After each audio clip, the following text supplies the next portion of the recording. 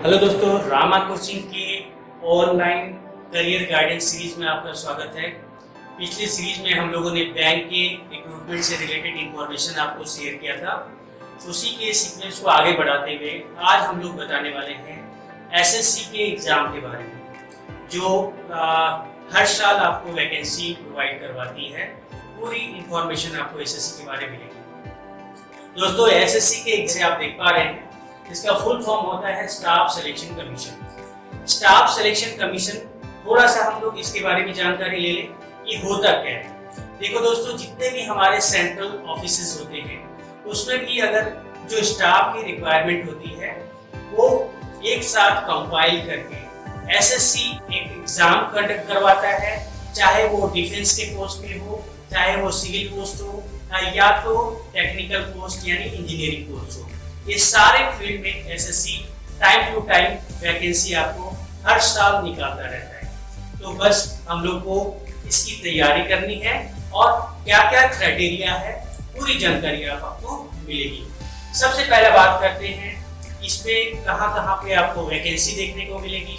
तो दोस्तों, इसमें सबसे पहले सिविल पोस्ट पे अगर देखा जाए तो जितने तरह के हमारे मिनिस्ट्रियल पोस्ट होते हैं, सचिवालय, सेक्रेटरिएट जितने भी होती है, सारे जगह पे क्लरिकल, आपका gazetted officer, non gazetted staff, या यहाँ तक कि एमटीएस यानी मल्टीटास्किंग स्टाफ, ये सारे जगह के लिए आपको रिक्रूटमेंट करवाया जाता है। इसके कितने टाइप्स के एग्जाम होता है, इसकी पूरी जानकारी अब आपको इस लिस्ट में दिख रही है।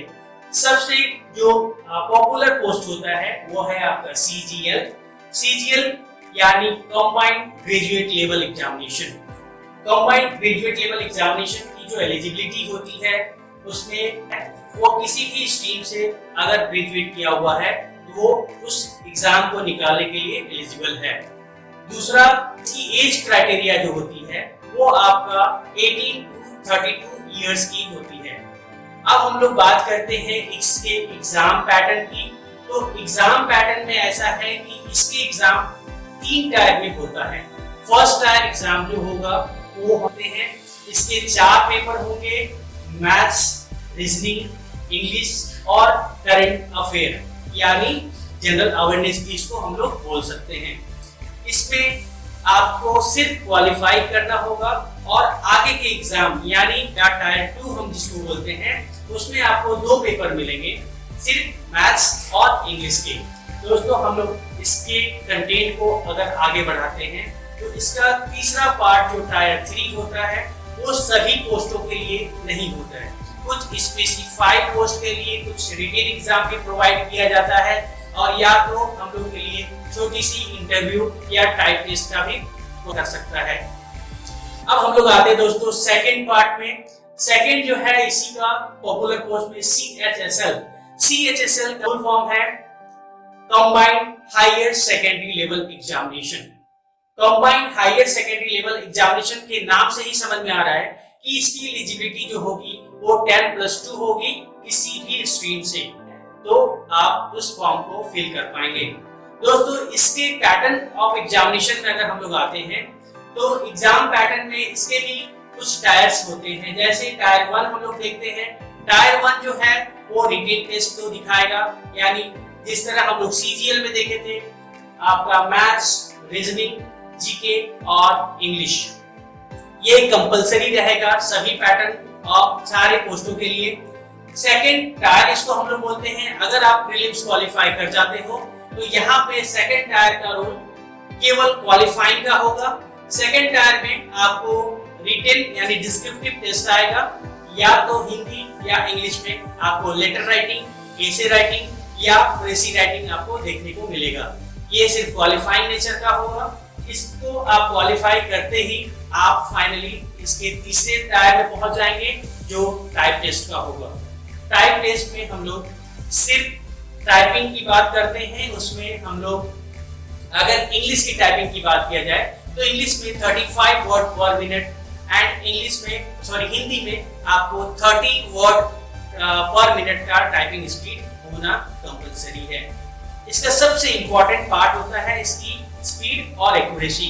ठीक है, स्पीड के साथ एक्यूरेसी, क्योंकि इसके जो अगर स्पीड आपका है बट एक्यूरेसी नहीं है तो आपका जो टाइप टेस्ट है वो आप डिस्क्वालीफाई कर जाओगे। दोस्तों इसके बाद फाइनली आपकी मेरिट लिस्ट बनेगी और आपको आपके चॉइस के अकॉर्डिंग आपको सीट प्रोवाइड किया जाएगा।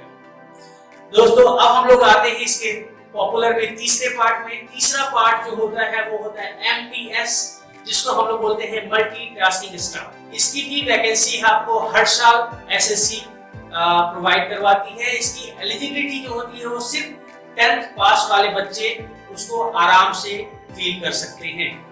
एज बिल्कुल हमारा 18 to 32 की ही होगी। पैटर्न में इसके भी कुछ टायर्स होते हैं, जैसे टायर 1 हम लोग देखते हैं। टायर 1 जो है वो रिटेन टेस्ट को दिखाएगा, यानी जिस तरह हम लोग CGL में देखे थे आपका मैथ्स, रीजनिंग, जीके और इंग्लिश, ये कंपलसरी रहेगा सभी पैटर्न और सारे पोस्टों के लिए। सेकंड टायर इसको हम लोग बोलते हैं, अगर आप प्रीलिम्स क्वालिफाई कर जाते हो तो यहाँ पे सेकंड टायर का रोल केवल क्वालिफाइंग का होगा। सेकंड टायर में आपको रिटेन यानी डिस्क्रिप्टिव टेस्ट आएगा, या तो हिंदी या इंग्लिश में आपको लेटर राइटिंग, एसे राइटिंग या प्रेसी राइटिंग आपको देखने को मिलेगा। ये सिर्फ क्वालिफाइंग नेचर का होगा। इस फाइनली इसी 2 पेपर के बाद आपकी मेरिट लिस्ट तैयार कर ली जाएगी। क्योंकि इसमें फेजेस कम होते हैं, इसी कारण से इसकी जो मार्क्स का कट ऑफ होता है वो थोड़ा दूसरे एग्जाम से ज्यादा देखने को मिलता है। चलो दोस्तों, ये तो हम लोग का पॉपुलर सिविल पोस्ट हो गया। इसके बाद हम लोग नॉन टेक की बात करें तो नॉन टेक में एक और पार्ट आ जाता है जिसको हम लोग डिफेंस पोस्ट बोलते हैं। डिफेंस पोस्ट के लिए भी SSC बहुत फेमस है। डिफेंस पोस्ट बोला जाए तो इसको बोलते हैं CAPF। इसका फुल फॉर्म होता है सेंट्रल आर्म पुलिस फोर्स। इसका मतलब है कि सेंट्रल आर्म फोर्स जो भी है उसमें आपको कंपाइल ये सब की वैकेंसी को मिला के SSC उसकी वैकेंसी निकालती है और आपके लिए एग्जाम प्रोवाइड करवाती है। दोस्तों इसमें कौन कौन से ऑर्गेनाइजेशन आता है, इसमें आप देख सकते हो BSF, ITBP, CRPF, CISF, SSB, ये बहुत सारे ऐसे NSC, ये सब सारे ऐसे कोर्स होते हैं जिसका एक साथ वैकेंसी कंपाइल करके SSC आपको प्रोवाइड करवाती है। SSC में इसके भी कैटेगरी वाइज 2 पोस्ट होते हैं। पहला पोस्ट होता है सब इंस्पेक्टर का, जो CPO पुलिस ऑर्गेनाइजेशन के नाम से वो रिक्रूटमेंट कंडक्ट करवाई जाती है, जो सिर्फ सब इंस्पेक्टर के लिए। अच्छा, इसमें स्पेशली एक बात और है, दिल्ली पुलिस के लिए भी इसकी वैकेंसी स्पेशलाइज्ड आती है, क्योंकि हमको पता है कि दिल्ली पुलिस जो है वो सेंट्रल के अंदर आता है, इसलिए इसकी वैकेंसी सेंट्रल गवर्नमेंट यानी SSC द्वारा ही दिया जाता है। तो दिल्ली पुलिस और अदर जितने भी हमारे आर्म फोर्स हैं, इसकी वैकेंसी में SI के लिए CPO एग्जाम हम लोग को क्लियर करना होता है।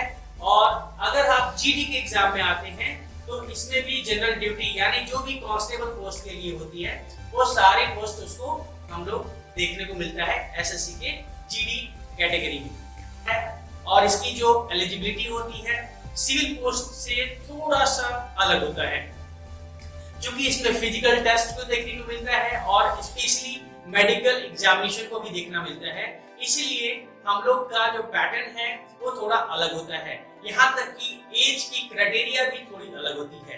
तो दोस्तों सबसे पहले मैं बात करूं इन लोग की क्वालिफिकेशन की, तो अगर आप SI के पोस्ट फिल करना चाहते हो तो उसकी एलिजिबिलिटी जो है वो आपकी किसी भी स्ट्रीम में डिग्री होना अनिवार्य है। और अगर आप GD की बात करें तो GD 10th में भी, ठीक है। अगली बात मैं करूं इसकी एज की, तो दोस्तों डिफेंस का पोस्ट है और SI में चूंकि ग्रेजुएशन मांगता है, इसलिए एज इसका जो होता है वो 20 से स्टार्ट होता है, ठीक है। 20 to 25 एज होता है। अगर मैं GD की बात करूं तो GD चूंकि 10th लेवल पे होता है, तो GD के लिए जो एज होता है वो हमारा 18 to 23 तक ही होता है। ये जॉब फुलफिल हो जाती है तो फिर फाइनली आपकी बात आती है एग्जाम के पैटर्न की। आपको कितने एग्जाम फेस करने पड़ते हैं इसके पोस्ट को अचीव करने के लिए, इसकी जॉब को लेने के लिए। दोस्तों इसमें सबसे इंपॉर्टेंट पार्ट आता है इसका written ability test. Written test जो होता है ये सारे में कॉमन होगा। CPO में आपको देखने को मिलेगा रिटेन एग्जाम, फिजिकल टेस्ट और उसके बाद मेडिकल एग्जामिनेशन। ठीक है दोस्तों, इसी तरह जीडी में भी आपको रिटेन टेस्ट, फिजिकल एग्जामिनेशन और मेजरमेंट, और तीसरा जो पार्ट होता है वो मेडिकल एग्जामिनेशन का होता है। आपकी मेडिकल टेस्ट भी होगी और इसके बाद ही आपका मेरिट लिस्ट तैयार होगा। दोस्तों, ये सब क्लियर होने के बाद एक और अपॉर्चुनिटी उन लोगों के लिए होती है जो टेक्निकल फील्ड से बिलोंग करते हैं। उनके लिए जेई जूनियर इंजीनियर की वैकेंसी एसएससी हमेशा हर साल आता है।